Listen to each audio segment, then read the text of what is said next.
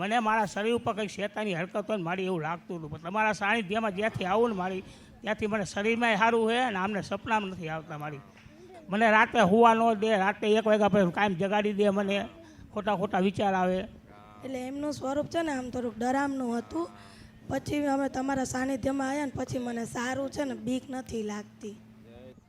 કોઈ મુસલમાન સંપર્કમાં તો મુસલમાન હતો હા મારી. હુસૈન વંશપરા નદી કંદરપિયા મેલડી છો. હા તો મારો ભાઈબંધ મુસલમાન હતો મારી. સાચી વાત તમારી. ચોખ્ખાનો દરવાજો ખોલીને અંદર ગઈ ને તો રસોડું પડ્યું આ બાજુ.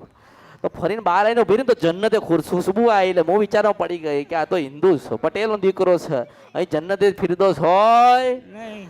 ને મને ખરાબ વિચારો આવતા હતા બહુ.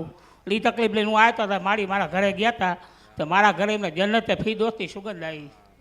તો મારી કે પટેલના ઘરમાં જન્નતે ફિરદોસ ન હોય કે. પછી મારીએ મને કીધું કે આ તારો ભાઈબંધ છે, તારી યારે ચા પીવાળો માણસ છે, આની યારે તું સંબંધ મૂકી દે. એટલે મેં એને સંબંધ મૂકી દીધો હતો.